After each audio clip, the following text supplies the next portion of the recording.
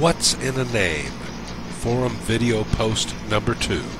To read this as a text post, see the link listed. Quote Mamiya, I will reread again just in case I missed something. Love yas. Not so fast, sister. You ain't getting off that easy. It seems to me currently The thread within the thread still centers around God's name, trying to line up the strings and trying to connect the dots. I still get back around to the basis for a name like Ken or Carr being the key here. The basis for any name is a definition which will clear up many difficulties. What's in a name? A rose by any other name would smell as sweet. Quote Shakespeare, Romeo and Juliet. If I may, let me take a moment to explain the word remember. Yeah, like somebody's going to say, no, kid, don't do that. You know what remember means, but think about it for a minute. Webster's dictionary defines remember as to bring to mind or to think of again. No matter what you call a rose, unless you know what a rose was, the name would have no meaning. It would be just a word, not even a word, but an indistinct sound. Now, if the name rose had significance to you, you would smell sweet flowers in your mind. When you remember someone's name, you are remembering what they are like.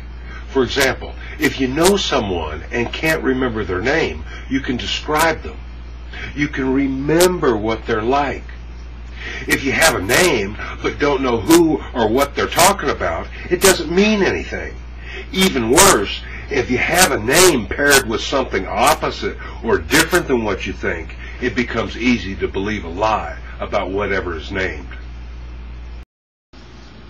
For example, remember the story about the guy driving, ready to pull out in traffic, and he couldn't see around the corner, so he asked the passenger, "Is anything coming?" The passenger replies, "Nothing but a dog." The guy pulls out and boom, gets hit by a Greyhound bus. For those that don't know, Greyhound Bus Line's emblem and logo is a Greyhound dog. Imagine this sentence. I tried remembering his name, but I drew a blank. Maybe it was Ron or John or... In this case, there's a person's character known, but no way of telling others who you're talking about. Unless you describe them, you are stuck. Simply a name is a representation of something's essential character, behavior, presence, and glory. Now let me take a moment to explain the word phrase to place. Yeah, like somebody's going to say, no, kid, don't do that. You know what to place something means, but think about it for a minute. Webster's dictionary, in its definition for the word place as a verb, defines it as to appoint to a position.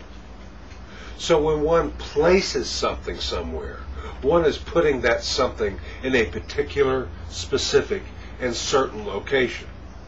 When someone says, I put my name and reputation behind it, they're putting their character up as collateral.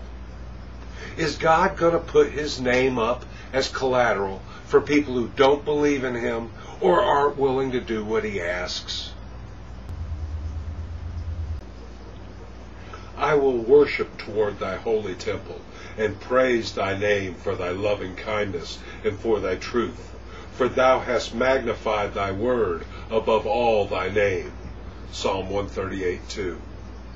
Let them praise the name of the Lord, for his name alone is excellent.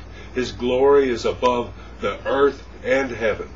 Psalm 148:13. That's about all the remembering this little video portion of this post can take.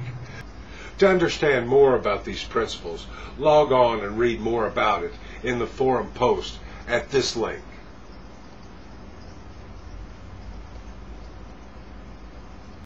Maranatha, Jesus comes. Period.